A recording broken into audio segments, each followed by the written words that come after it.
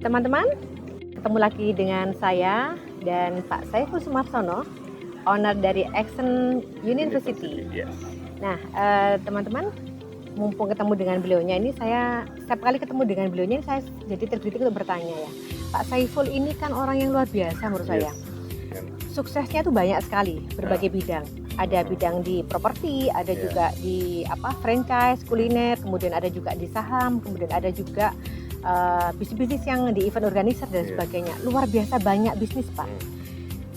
Padahal hari ini banyak orang yang lagi galau, Pak. Kita saat ini punya dilematis yang sama, mau pengusaha maupun non pengusaha itu lagi galau. Kira-kira bisnis apa ini ya kira-kira? Nah, saya pengen tahu ini Pak Saiful, bagaimana Pak Saiful bisa sukses ini? Kalau orang suksesnya itu dari orang kaya itu mah biasa deh Pak. Tapi kalau suksesnya itu benar-benar dari nol itu, wah ini luar biasa. Ya, saya sangat tertarik dengan cerita hidup Pak Saiful. Kira-kira seperti apa ya Pak? Oke, Bu Fitri dan teman-teman sahabat Action semua yang ada di seluruh Indonesia ya, hari ini saya beruntung sekali kita ketemu di satu acara ya. Kita ada waktu luang untuk kita sharing hari ini. Untuk sampai di titik poin seperti ini itu memang tidak mudah, Bu. Jadi sangat sulit sekali dalam arti gini. Tapi sulit itu tidak mustahil ya teman-teman. Jadi kita harus membayar harganya. Untuk mencapai apapun kita punya mimpi, kita harus berani membayar harganya. Jadi waktu saya memulai usaha, saya bukan anak orang kaya, enggak. Karena background saya Anda bisa lihat di internet dan lain-lain. Itu saya memulai dari jasa sebar brosur, Bu. Jadi saya jadi tukang sebar brosur, terus ya di perempatan lampu merah setiap ada mobil itu saya kasih brosur-brosur. Sampai saya loper koran saya juga pernah lakukan. Hingga saya memulai bisnis dari jualan burger sendiri dan lain-lain, sampai di titik ini saya sudah mempunyai perusahaan startup juga dan lain-lain. Itu adalah buah. Hari ini adalah buah yang sudah saya tanam kemarin. Dan untuk menanam ini memang tidak cepat. Itu total saya 10 tahun kalau saya itu. Luar biasa. 10 tahun saya membangun. Gitu. Sekarang pun saya masih saya masih harus mempunyai pencapaian yang saya perbarui lagi. Jadi supaya kita semakin bukan kita tidak puas gitu, kita bersyukur dengan apa yang Tuhan berikan sama kita sekarang ini. Tapi itu hanya titipan. Tapi saya tetap mempunyai pencapaian baru karena apa? Ketika kita atau teman-teman sudah berada di level di mana Anda sudah tidak pusing dengan makan besok. Betul.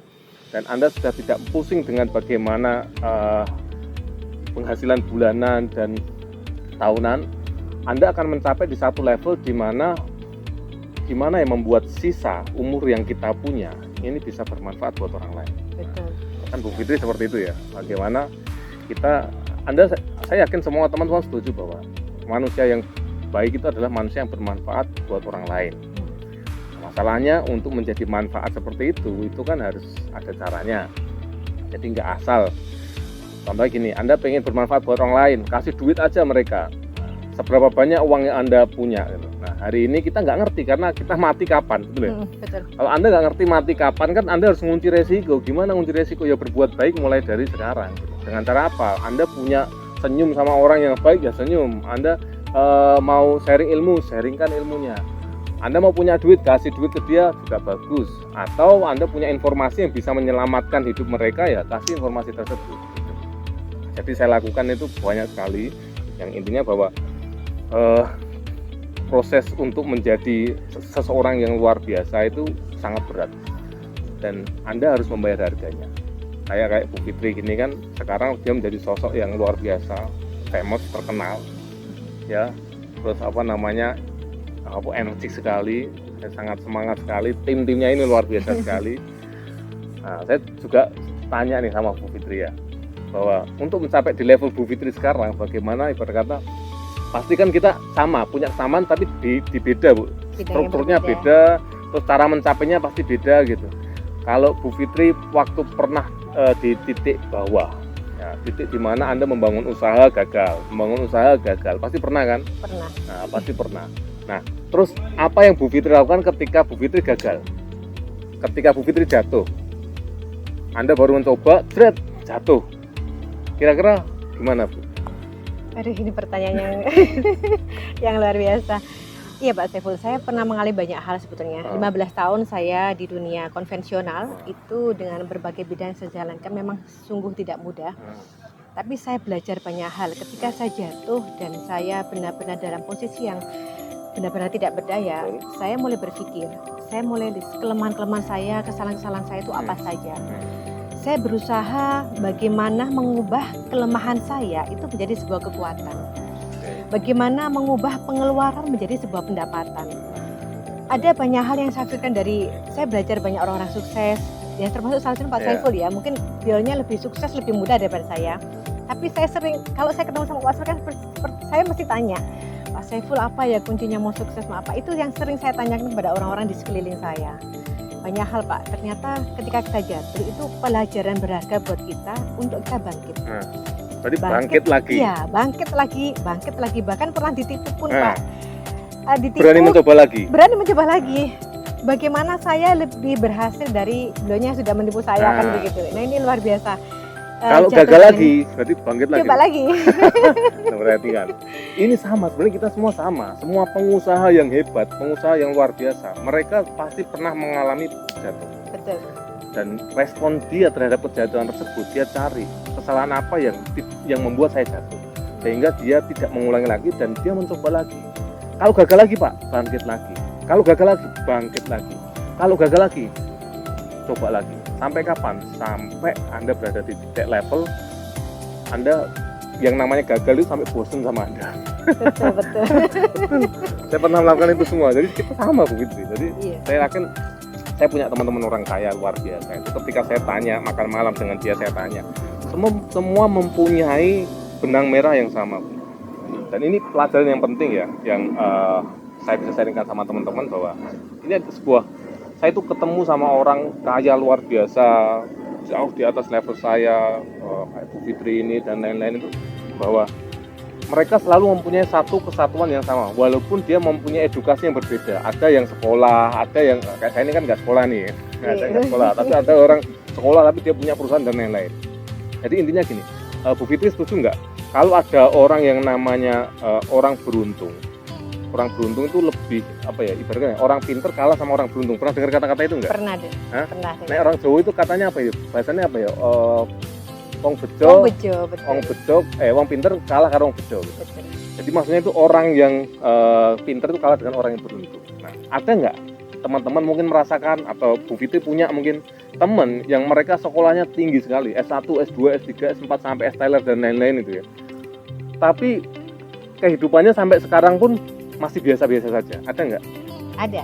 Nah, mungkin Anda juga punya teman yang seperti itu. Dia sekolahnya tinggi sekali tapi kok biasa-biasa saja. Tapi ada nggak orang yang nggak sekolah sama sekali, bahkan baca pun nggak bisa, tapi dia bisa mempunyai kehidupan yang luar biasa?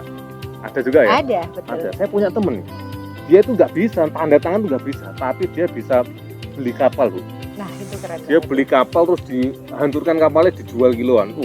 Padahal dia tanda tangan takut nih. Nah, apa yang membedakan mereka? Berarti kan ibarat kata orang hanya melihat bahwa orang ini beruntung, enake uripe beruntung. Padahal Anda nggak ngerti, yang namanya beruntung itu adalah, ini rumus Bu ya, mungkin saya sharing sama teman-teman juga. Ini kalau Anda bisa praktekkan ini di hidup Anda, maka hidup Anda akan berubah bumi dan langit. Karena saya punya murid ribuan, itu ketika mereka mempraktekkan ini dan tahu caranya, mereka hidup semua berubah bumi dan langit. Ya, nah perhatikan, orang-orang beruntung itu punya rumusnya. Jadi beruntung itu bukan berpihak sama seseorang enggak, tapi ada rumusnya. Kalau Anda bisa ngerti rumus ini dan Anda bisa praktekkan, seumur hidup Anda pasti beruntung. Ya, jadi rumusnya gini, keberuntungan, yang namanya keberuntungan itu adalah pertemuan antara peluang ketemu dengan kesiapan. Perhatikan, beruntung itu pertemuan peluang ketemu dengan kesiapan. Nah, yang paling utama yang mana? Peluang atau kesiapan? Kalau orang melihat yang paling utama berarti peluang Pak, nunggu peluang datang, salah. Yang paling utama itu adalah kesiapan kita. Nah, ini perlu Anda breakdown nih, bahwa peluang ketemu kesiapan sama dengan beruntung. Kalau ada peluang kita tidak siap, berarti tidak beruntung. Betul. Ya. Kalau ada peluang kita nggak ngerti, kesiapan itu apa? Berarti yang kita bangun sekarang adalah kesiapan kita. Kesiapan itu apa? Ilmunya. Ini Anda itu ada ilmunya nggak? Kalau Anda tidak punya ilmunya, Anda ditawari proyek sekelas ratusan miliar, nih Anda takut. gagal piye nek pembayaran macet gimana, karena Anda nggak tahu ilmunya gitu. Berarti Anda nggak siap. Makanya kita harus siap. Ya, berarti kesiapan nomor utama. Kesiapan dibangun dari apa? Saya ketemu Bu Fitri, ini saya sedang membangun kesiapan.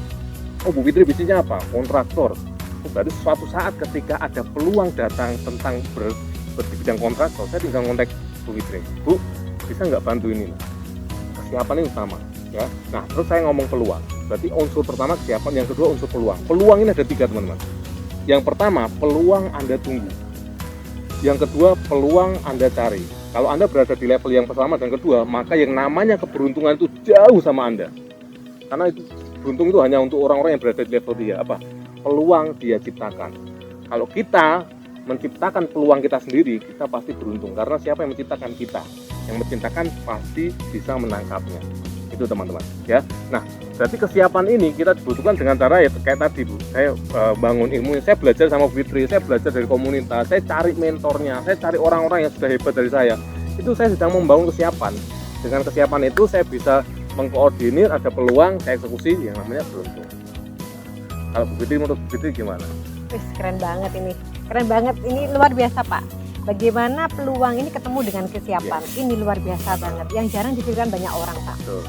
Saya yakin ini akan menjadi inspirasi Pak buat saya juga buat teman-teman yang di luar sana yang saat ini juga sedang galau Pak Saiful, karena banyak orang berpikir akhir mau berbuat apa ya dalam kondisi seperti saat ini kan begitu. Ini luar biasa Pak. Inilah kenapa kita apalagi harus di masa pandemi kayak gini ya, iya, kan Pak. semua kena imbasnya kan. Kalau semua, Anda Pak. tidak punya kesiapan di masa seperti ini, Anda mulai kelabakan. Karena banyak juga teman-teman saya, bahkan saya juga punya perusahaan yang kena imbas yang sangat luar biasa. Yang awal mula bisa memberi income sampai ratusan juta itu bahkan sempat nol income-nya karena efek dengan pandemi ini. Tapi apakah saya pusing? Enggak. Karena kita sudah mempersiapkan bahwa kita tidak pernah menaruh satu telur di keranjang yang sama. Karena ketika itu pecah, pecah semua, bahaya. Jadi kita perlu diversifikasi income.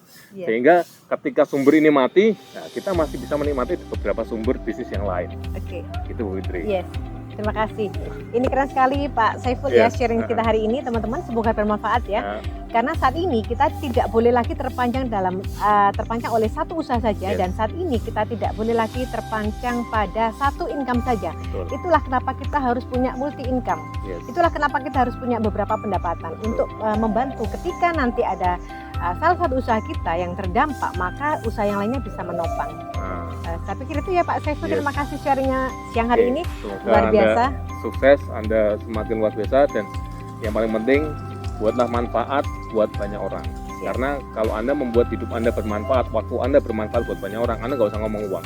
Uang akan datang sama value Anda. Value apa? Bermanfaat buat orang lain. Terima kasih Pak. Terima kasih sharingnya. Terima kasih. Salam action, salam luar biasa.